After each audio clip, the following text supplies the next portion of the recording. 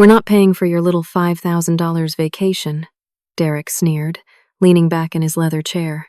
The conference room fell silent as my proposal, months of research to save our company millions, was dismissed in seconds. I'd been Suntech's supply chain manager for 4 years. But this rejection wasn't about money. It was about power. I nodded politely and gathered my documents, my mind already racing. Little did Derek know, I had just finalized negotiations with our largest supplier yesterday, and they were expecting answers today. Sometimes denial is just opportunity in disguise. The fluorescent lights of my office seemed particularly harsh as I closed the door behind me. 4 years at Suntech Industries, and I still felt like I was fighting for basic professional respect. I slumped into my chair and stared at the meticulously prepared proposal that Derek had just dismissed without even reading past the first page. My name is Kayla Winters, and at 28, I'm the youngest supply chain manager in Suntech's history. Not that anyone ever acknowledges that achievement. I didn't come from money or connections. My parents were school teachers who instilled in me the value of hard work and persistence. I worked my way through college with 2 jobs and graduated with honors in business management and supply chain logistics. When I started at Suntech as a purchasing assistant, I spent evenings analyzing our vendor contracts, finding inefficiencies that others had missed for years. After 18 months, I presented my findings to the then VP of Operations, Jack Patterson, who immediately promoted me to coordinator. Within another year, I'd restructured our entire procurement system, saving the company over $1 million annually. When Jack retired, he recommended me for the manager position despite my age. The board approved, but that's when Derek Wilson entered my life. Derek was brought in as the new VP of Operations from one of our competitors. From day one, he made it clear he thought I was too young and inexperienced for my role. He was 52, with graying temples and an MBA from an Ivy League university he mentioned in every meeting. Despite my proven track record, he scrutinized every decision I made, often delaying critical vendor agreements to assert his authority. The proposal he'd just rejected was the culmination of 3 months of research. The International Supplier Conference in Germany would have given me face-to-face access to 27 of our current and potential suppliers. My conservative projections showed potential annual savings of $2.3 million through new contract negotiations. The $5,000 trip would have paid for itself within the first week of implementing the new agreements. I opened my email to find a company-wide announcement. Derek had just approved his own $8,500 trip to a client relationship-building golf retreat in Florida. The client? A company that represented less than 2% of our annual business. My phone rang, startling me out of my thoughts. It was Jasmine Taylor from finance. "Hey, got a minute for coffee?" Her tone suggested this wasn't a casual invitation. 10 minutes later, we were sitting in the corner of the company cafe, away from curious ears. "I heard what happened in the meeting," Jasmine said, stirring her coffee. "Derek's a piece of work. It's just business," I replied automatically, the practiced response of someone who'd learned to swallow her pride. "No, it's not. Look, I wasn't going to say anything, but I've been reviewing travel expenses for the quarterly report." Jasmine lowered her voice. "Did you know Derek has never once approved international travel for a female employee? Not once in his 2 years here. Meanwhile, he's approved 15 similar trips for male colleagues, some costing twice what you requested." I felt my cheeks flush with anger. "That can't be legal." "It's not," Jasmine confirmed, sliding a folder across the table. I pulled the data. "It's all here." I flipped through the pages, each one confirming what Jasmine had said. This wasn't just about my trip. It was systematic discrimination. "What am I supposed to do with this?" I asked, though part of me already knew. "Whatever you think is right," Jasmine said. "But I thought you should know that when he calls your proposal a little vacation, there's more to the story than budget concerns." Back in my office, I found myself staring at the travel approvals documentation. The pattern was unmistakable. Women were denied opportunities that would advance their careers while men received approval without question. I'd always prided myself on being professional and letting my work speak for itself. But what if that wasn't enough? What if the system itself was rigged against me? I was about to close the folder when my computer pinged with a new email. It was the expense report for Derek's golf retreat that needed my department's approval, since it involved potential vendor relationships. I scrolled through the details, my jaw tightening. 5-star resort, private golf lessons, luxury rental car, all for a client meeting that consisted of exactly 4 hours of actual business discussion. The contrast was stark. My $5,000 trip that would have saved the company millions versus his $8,500 golf vacation with minimal business value. The unfairness of it burned in my chest, but I knew that emotion alone wouldn't change anything. I needed to be strategic. I reluctantly signed off on Derek's expense request, but as I did, I made a silent promise to myself. This wasn't over. Not by a long shot. The next morning, I met Jasmine for breakfast before work.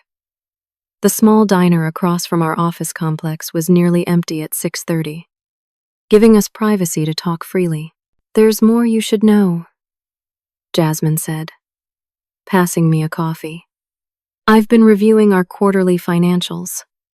Suntech's profits have been declining for 3 straight quarters." "That can't be right," I replied. "Our sales numbers are up. I've seen the reports.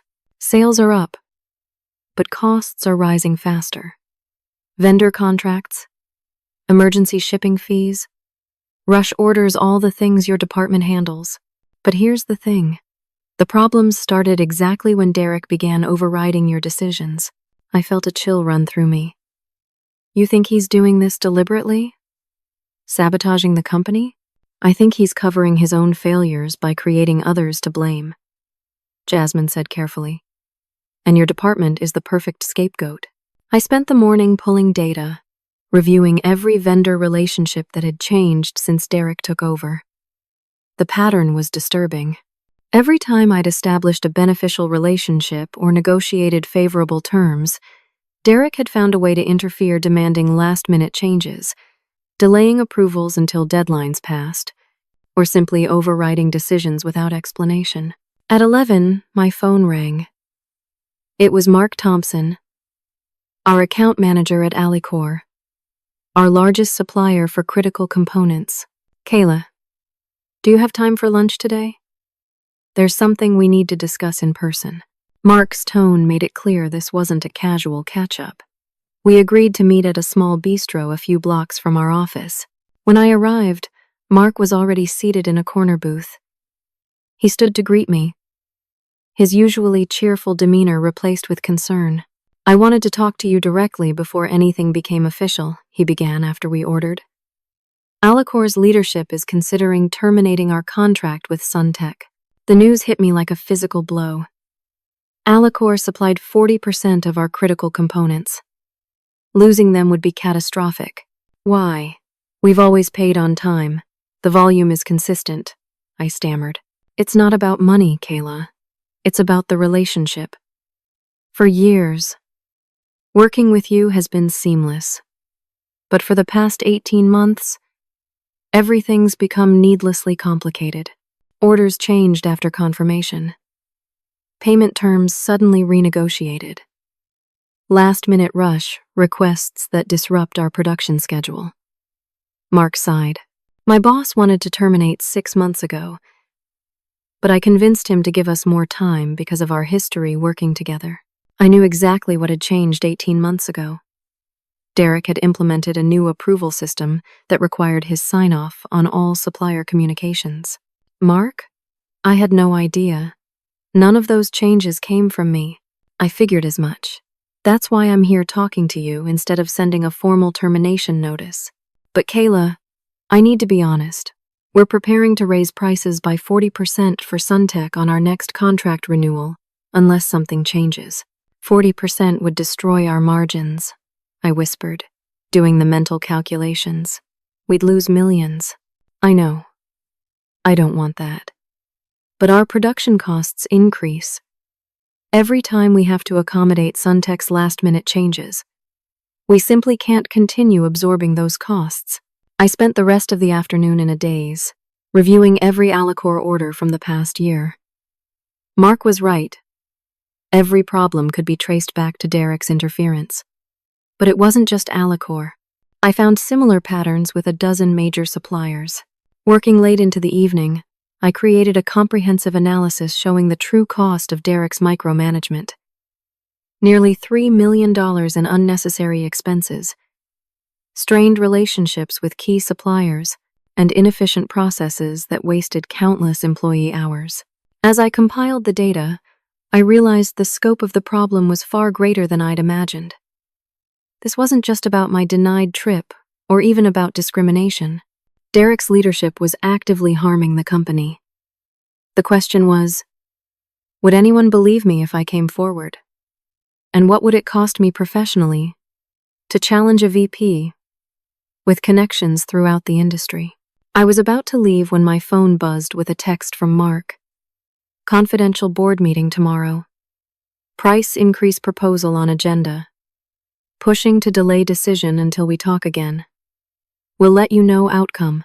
I sank back into my chair, the weight of the situation settling over me. I wasn't just fighting for a business trip anymore. I was potentially fighting to save the company from a financial disaster of Derek's making. The next morning, I requested a meeting with Patricia Moore, our CFO. If anyone would understand the financial implications of what I'd discovered, it would be her. Patricia had always been fair, focused more on numbers than office politics. Her assistant scheduled us for 2 o'clock that afternoon. I spent the morning refining my presentation, making sure every claim was backed by irrefutable data. I wanted to be above reproach. This wasn't about personal grievances, but about the company's financial health. At 1:30, I received a curt email.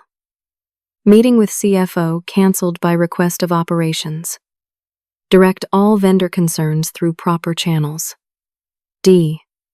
Wilson. I stared at the screen in disbelief. Derek had somehow found out about my meeting and shut it down. The proper channels meant going through him exactly the problem I was trying to address. Over the next few days, I quietly gathered more evidence. I discovered that Derek had established a pattern of discrimination that went beyond travel approvals. Women in his departments received fewer promotions, smaller raises, and lower performance evaluations despite comparable or superior results. I reached out to Jordan Matthews in legal and Ava Richardson in marketing, both of whom had experienced similar treatment. Jordan had been passed over for a promotion that went to a less qualified male colleague. Ava's marketing strategy had been dismissed, only to be repackaged by a male colleague and praised by Derek weeks later. We should file a formal complaint, Jordan suggested during our discreet lunch meeting. Human Resources would have to investigate. HR reports to the COO, who plays golf with Derek every weekend. Ava pointed out, "We need more than allegations. We need irrefutable proof." I found that proof entirely by accident. While preparing for a vendor review meeting, I accessed the shared executive drive to upload my latest reports. A misfiled folder caught my eye. Executive Presentations D. Wilson. I shouldn't have opened it, but something compelled me to look. Inside were dozens of presentations Derek had given to the board over the past year. As I reviewed them, my blood ran cold. Slide after slide showed supply chain innovations and cost savings attributed to Derek's leadership initiatives. They were my projects, my innovations, my results, all claimed as his accomplishments without a single mention of my name or my team. I downloaded the files and closed the folder, my hands shaking with anger and betrayal. For over a year, I'd been working nights and weekends to save the company money while Derek collected the praise and presumably the bonuses. Through careful data analysis, I documented $1.3 million in unnecessary costs, directly resulting from Derek's decisions over the past year. Delayed approvals, renegotiated contracts, emergency shipping fees, all expenses that could have been avoided if he'd simply allowed me to do my job.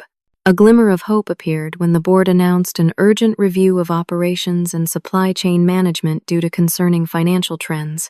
This was my chance to present my findings directly to the people who could make real changes. My hope was short-lived. While preparing a data backup on the shared server, I stumbled upon a draft presentation created just hours earlier. Supply Chain Restructuring Proposal, D. Wilson. I opened it, telling myself I needed to be prepared for whatever Derek might present. The presentation was devastating. Derek had created an elaborate case blaming me and my department for all the vendor problems and rising costs. He'd manipulated data to show correlation between my leadership and the company's declining profits. The final slides proposed a complete restructuring of the supply chain department with me, demoted to a junior role, while he assumed direct control. The board meeting was scheduled for Monday morning. Derek planned to use me as a scapegoat for all the problems he had created, effectively ending my career at Suntech and possibly in the industry. I felt physically ill as I closed the file, my mind racing with the implications. I had 3 days to decide what to do. Fight back with my own evidence and risk everything, or accept the demotion and try to rebuild my reputation from a position of diminished authority. Neither option seemed promising, but doing nothing was no longer an option. I called in sick the next day, unable to face the office while my mind was in such turmoil. I spent hours pacing my apartment, weighing my options and calculating risks. By mid-afternoon, I realized I needed perspective from someone who understood the industry and the players involved. I reached out to Jack Patterson, my former boss who had retired 2 years ago. Jack had been a mentor to me, the one who saw my potential when others didn't. He agreed to meet for dinner that evening. The restaurant was quiet, an upscale place where business discussions wouldn't raise eyebrows. Jack looked well, retirement clearly agreeing with him, but his expression grew serious as I laid out everything I'd discovered. I always knew Derek was ambitious, but this goes beyond career advancement, he said when I finished. This is systematic sabotage and discrimination. What should I do, Jack? If I fight this and lose, my career is over. Derek has connections throughout the industry. Jack considered this, taking a thoughtful sip of his drink. So does Patricia Moore. So do I. So do many others who respect honest work and integrity. He leaned forward. Kayla, I hired you because you see solutions where others see only problems. You're not just smart, you're principled. That's rare in this business. But principles won't protect my career if Derek succeeds in discrediting me, I countered. No, but evidence might. You said you've documented everything? I nodded, describing the files I'd compiled. Then the question isn't whether you should fight back, but how. Jack's eyes held mine steadily. You need to decide what you're fighting for. Is it just your job? Or is it something more? That question stayed with me all night. What was I fighting for? My career, certainly, but also for every woman at Suntech facing the same discrimination, for the company itself, which was suffering under Derek's mismanagement, for the principle that merit and integrity should matter more than politics and gender. The next morning, my phone rang. It was Mark Thompson from Alicorp. The board voted, he said without preamble. 40% price increase across all Suntech contracts. Effective next renewal. He paused. There's something else, Kayla. I've been authorized to offer you a position with us. Supply Chain Director, 50% more than your current salary. Full autonomy over your department. The offer was tempting an easy escape from my current predicament. But it felt wrong. Like abandoning a sinking ship I might still be able to save. Can I think about it? I asked. Of course. But there's a time factor here. Mark's voice softened. Look, I know you care about Suntech. The truth is, we value working with you. If you were to stay and regain control of vendor relationships, our board might reconsider the price increase. But that would require significant changes in how Suntech manages its supply chain. Meaning Derek would need to step back, I translated. I can't comment on your internal management structure, Mark said carefully. I'm just telling you there are multiple paths forward here. After we hung up, I sat staring at the wall, turning over options in my mind. Something Mark had said triggered an idea. Multiple paths forward. What if I created a third option? Neither accepting defeat nor simply fleeing to a new company. I spent the weekend creating 3 critical documents. The first was a resignation letter, straightforward and professional, expressing gratitude for the opportunities Suntech had provided, while clearly stating my reasons for leaving the systematic discrimination and the provable sabotage of my department's efforts. The second was a comprehensive analysis of Suntech's vendor relationships, highlighting the problems, their causes, and most importantly, their solutions. It included detailed projections showing how proper management could not only prevent the looming price increases, but potentially reduce costs by 25% over the next year. The third document was the most powerful, a side-by-side comparison of vendor contracts before and after Derek's interference, with the financial impact clearly quantified. The total was staggering. Over $4 million in unnecessary costs, with projections showing the 40% Alicorp increase would add another $3.2 million annually. On Sunday evening, I made one more discovery. Reviewing the company expense reports Jasmine had shared, I found a pattern in Derek's travel expenses. Many of his business trips included weekend extensions at luxury resorts with no business meetings scheduled. Several included charges for additional guests not employed by Suntech. Over 2 years, Derek had charged approximately $87,000 in what appeared to be personal vacation expenses to the company while denying legitimate business travel for others. I added this information to my files, creating a complete case showing how Derek's leadership had damaged the company financially while creating a hostile work environment for women. The evidence was irrefutable. Sunday night, I called Jasmine to run through my plan one last time. Are you sure about this? She asked after listening to my strategy. It's risky, Kayla. Derek won't go down without a fight. I'm sure, I replied, surprising myself with how calm I felt. I can't control how the board will react.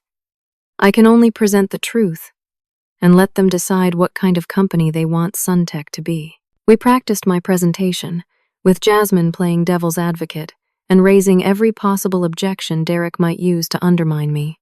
By midnight, I felt as prepared as I could be for whatever Monday might bring. As I laid out my clothes for the board meeting, I realized something had changed in me. The anxiety was still there, but beneath it was a steadiness I hadn't felt before. Win or lose tomorrow, I was taking control of my narrative. Derek had underestimated me, a mistake he would soon regret. Monday morning arrived with a clarity that comes from absolute certainty. I dressed with care, a navy blue suit that conveyed professionalism without being flashy, minimal jewelry, hair pulled back neatly. Every detail calculated to present the image of a competent executive rather than an employee on the defensive. The board meeting was scheduled for 9 o'clock in the main conference room. I arrived at 8:30 to set up, only to find Derek already there, arranging his presentation materials at the head of the table. He looked up as I entered, his surprise quickly masked with a condescending smile. Kayla, this is an executive meeting. Your department review isn't until next week. Actually, Patricia asked me to present some vendor relationship data. I lied smoothly. It was a calculated risk Derek wouldn't want to admit he didn't know about a CFO request, and by the time he could verify, the meeting would be underway. His eyes narrowed slightly, but he nodded. Fine. You can set up at that end of the table. He gestured to the furthest point from where the CEO and chairman would sit. I thanked him politely and took my place, arranging my materials and laptop. Other executives began filtering in: Patricia Moore, our CFO, Ryan Jenkins, the CEO, Samuel Washington, the board chairman.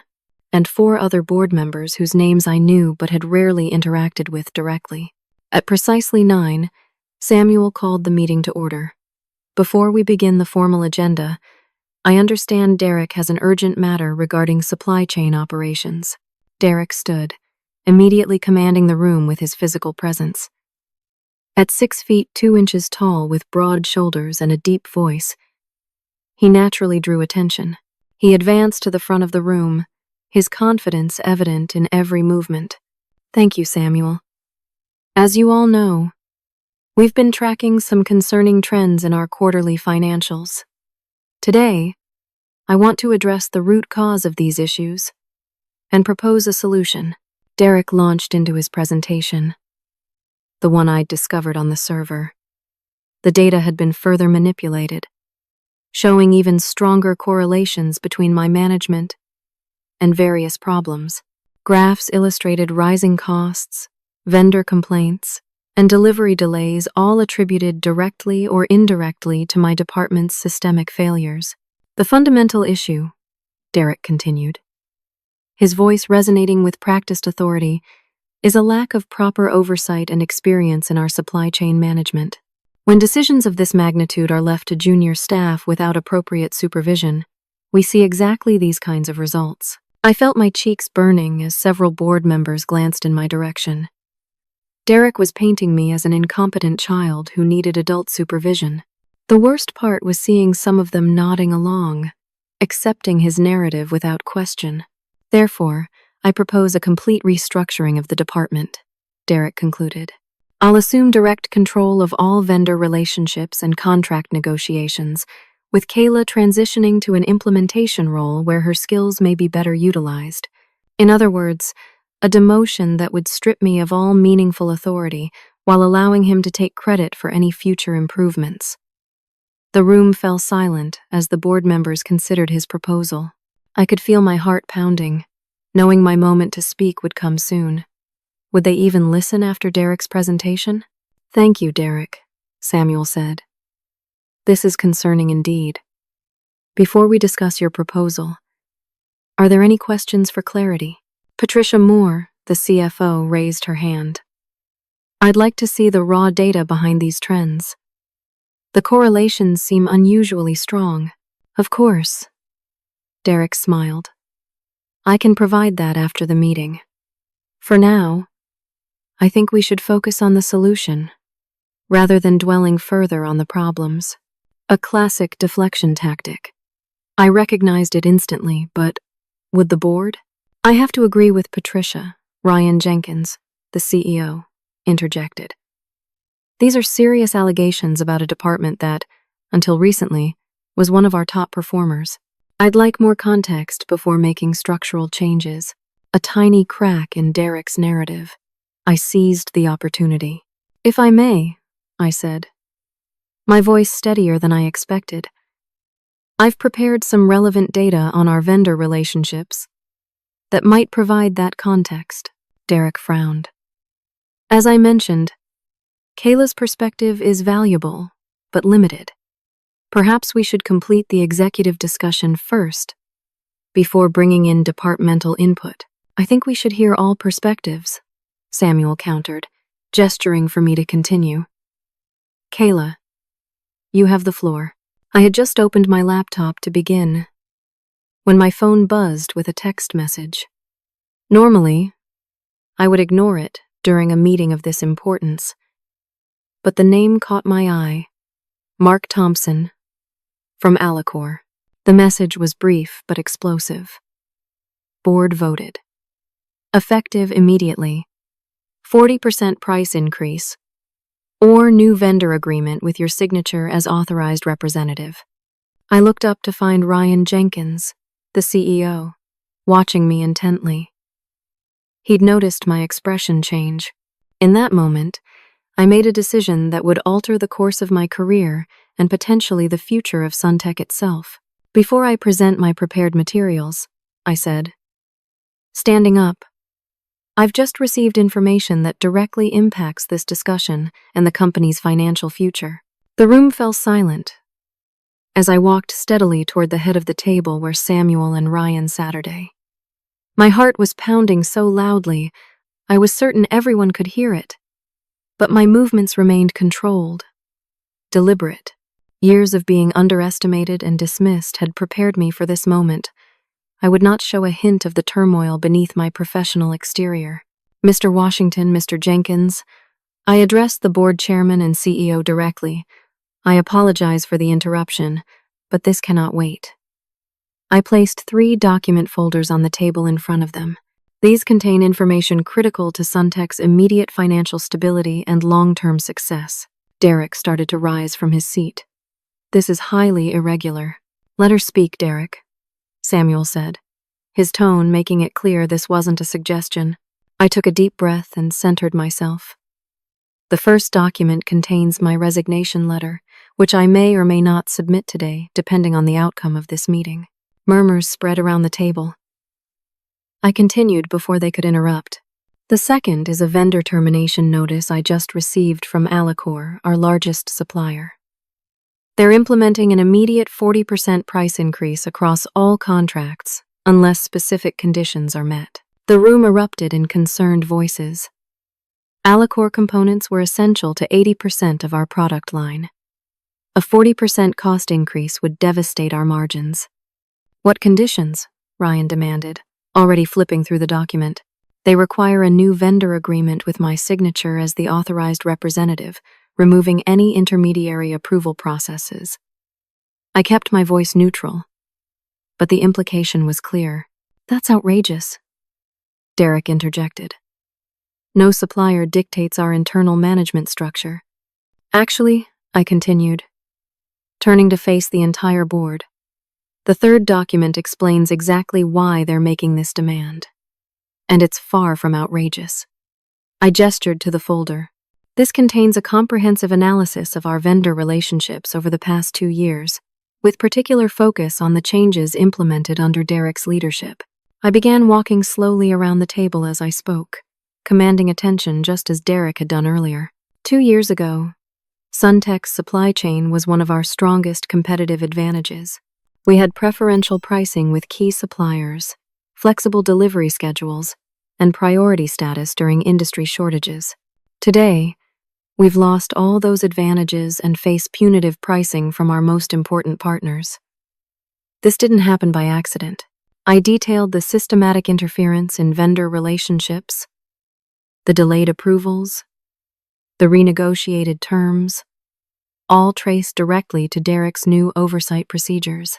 With each point, I referenced specific pages in the analysis, giving board members time to see the data for themselves. "The financial impact has been devastating," I continued. "Over $4 million in unnecessary costs over 2 years. With the potential for another $3.2 million annually if the Alicor increase takes effect." Derek's face had turned an alarming shade of red. "These accusations are absurd. The supply chain problems began long before my oversight procedures." "That's factually incorrect," I interrupted, something I'd never done before in an executive meeting. "Page 12 shows the clear correlation between your policy implementations and the onset of vendor issues. And unlike your presentation, mine uses raw data without statistical manipulation." Patricia Moore, who had been rapidly reviewing the financial analysis, looked up. "She's right. These numbers align with the inconsistencies I've been tracking in our quarterly reports. The timeline matches perfectly." "There's more," I said, my confidence growing with each moment. "During my investigation, I discovered concerning patterns in executive travel expenses." I nodded to Patricia, who confirmed with a slight nod that she knew what was coming. "Over the past 2 years, Derek has charged approximately $87,000 in what appear to be personal vacation expenses to Suntech. Weekend extensions at luxury resorts, expenses for non-employee guests, premium upgrades with no business justification, all while denying legitimate business travel for other employees." The atmosphere in the room shifted palpably. What had begun as a debate about department management had escalated to allegations of financial misconduct. Derek's confident demeanor crumbled as he realized the true nature of my counterattack. "This is a malicious attempt to deflect from her own failures," he sputtered. She's manipulating the board with selective evidence because she knows her department is underperforming. Is that why you denied my request to attend the International Supplier Conference? A $5,000 trip that would have saved the company millions? I asked calmly. Or was it because you've never approved international travel for a female employee while approving 15 similar trips for male colleagues? Jordan Matthews from Legal, who had quietly entered the room during my presentation, spoke up. I can confirm that pattern. We've documented it extensively. She placed another folder on the table.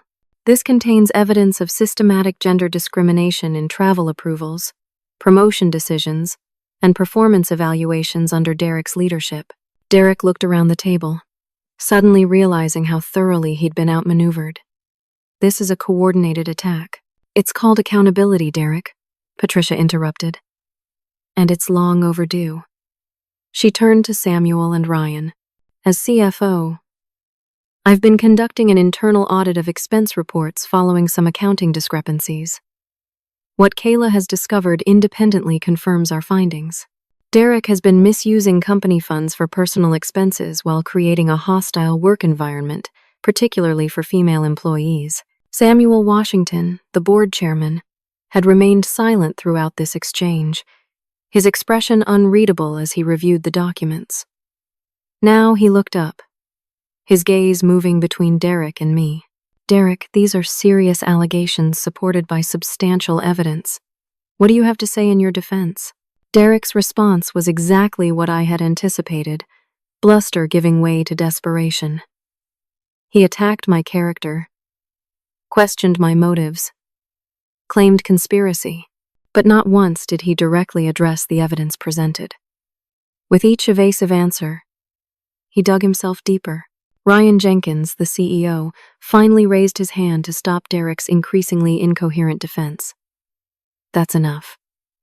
Derek Wilson, effective immediately. You are placed on administrative leave pending a full investigation of these allegations. Please surrender your company devices and credentials to security before leaving the building. Derek stared in disbelief. You can't be serious. I've given 8 years to this company.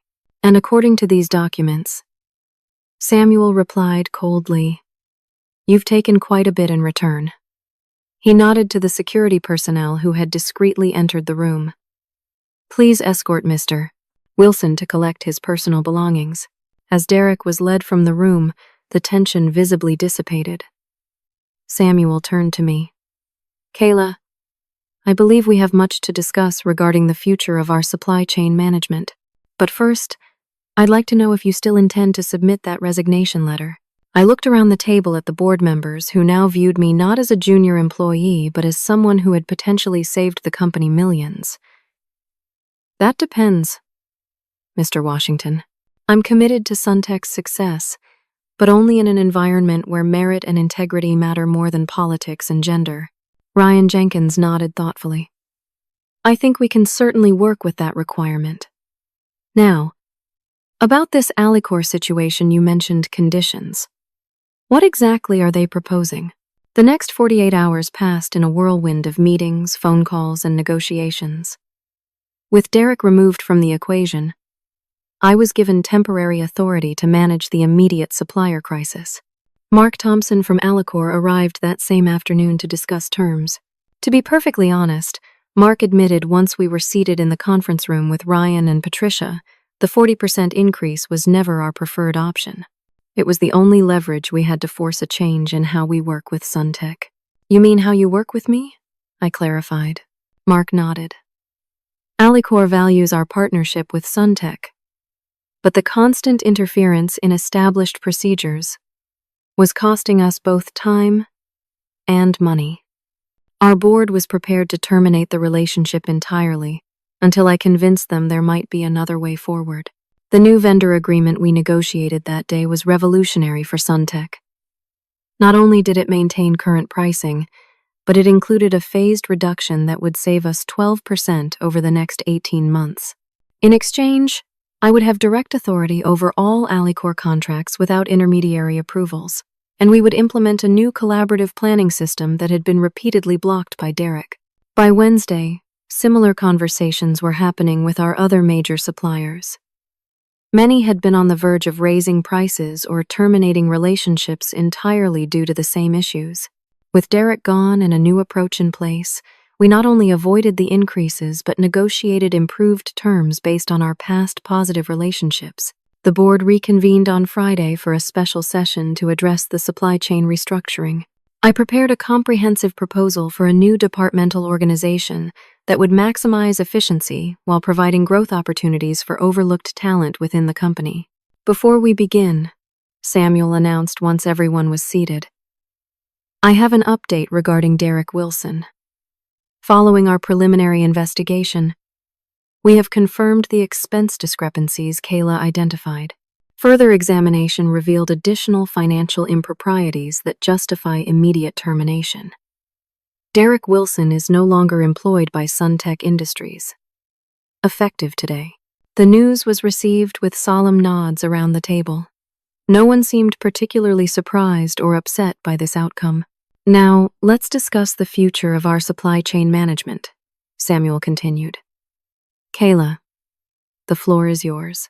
I presented my vision for a restructured department that emphasized direct relationships with key suppliers, streamlined approval processes for routine decisions, and collaborative planning for long-term strategy.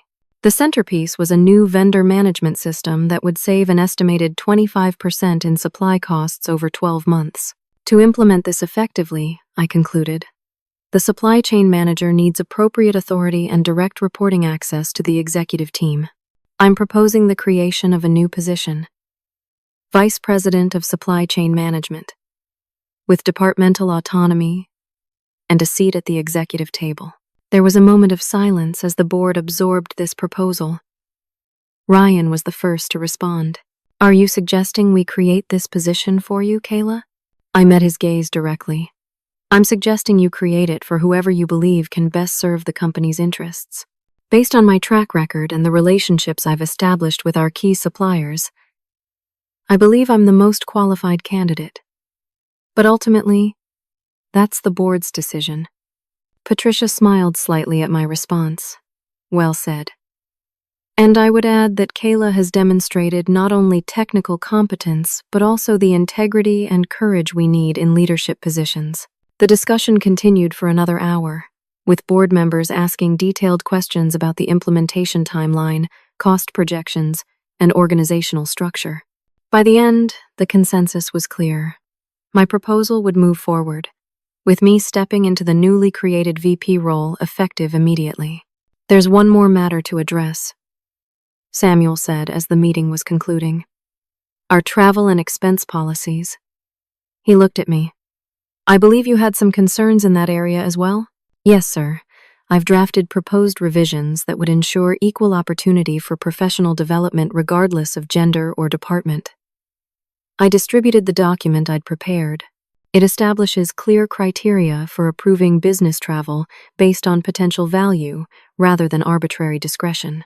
The new policy was approved unanimously. As we adjourned, Ryan asked me to stay behind for a moment. That was impressively handled, he said once we were alone. Not many people could have turned a potential career disaster into a promotion and company-wide policy change in 1 week. I just wanted a fair chance to do my job effectively, I replied. Well, you've certainly earned that and more. The board is very impressed with your professionalism throughout this ordeal. He paused. Though I admit, I'm curious about something. You had the evidence about Derek's misconduct for some time. Why wait until that board meeting to present it?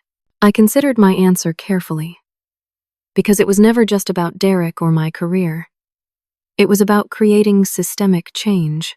A private conversation might have resolved my individual situation, but it wouldn't have exposed the broader issues affecting others at Suntech.